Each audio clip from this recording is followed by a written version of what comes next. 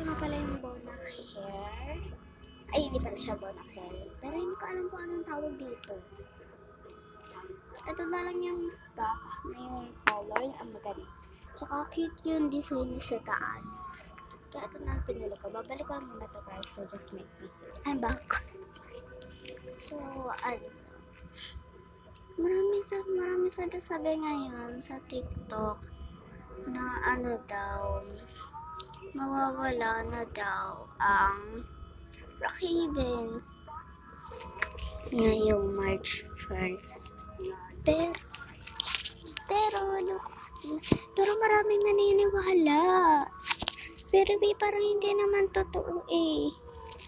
Parang hindi naman siya totoo na mawawala na talaga ang Brookhaven. Kasi bakit naman nila tatanggalin yung Brookhaven?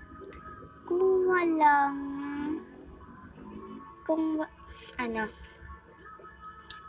walang dahilan kung bakit tatanggalin yung laro. Wala pa naman matatanggal na laro sa Roblox eh. Yung iba kasi hindi na lang nilalaro, hindi na pinapansin pero hindi naman diniddelete. Oo.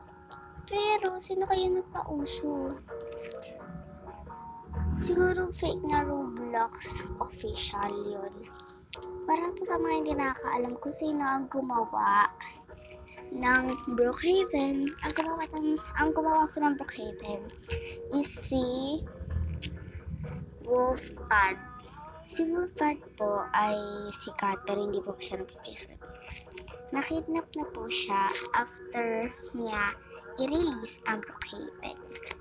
Nung i-release niya ang Brookhaven, maraming naglaro. Minahal natin ang Brookhaven. Pero marami nang naging sabi-sabi ng 2024 rin kasi may sabi-sabi na mawawala na rin daw ang Brookhaven. At tapos ngayon rin naman. Oo, kami mga magkakaibigan ko na usap-usap na kami kung totoo ba. Pero napag-isasya na naman ay naman liwala.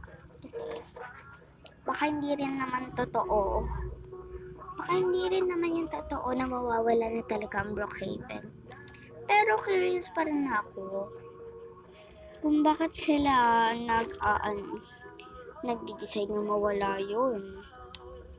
Merong mga hindi naglalaro ng Brookhaven, pero maraming nagpahal ng Brookhaven. At isa na ako doon. Pero hindi na ako naglalaro ng Brookhaven. Dati, oo. Brookhaven gamer talaga ako. Wait me. I'm back. And yun lang, wala nang maisip na content. And shoutout nga pala sa mga friends ko. Shoutout sa mga friends ko dyan. Shoutout nga pala sa kapitbahay namin. Na si Jari eh. Silang dalawa talaga yung legal friend ko dito. Then hindi na ako maisip. Siguro bukas na lang natin ituloy. Ang maka-video ako bukas kasi may pupuntahan.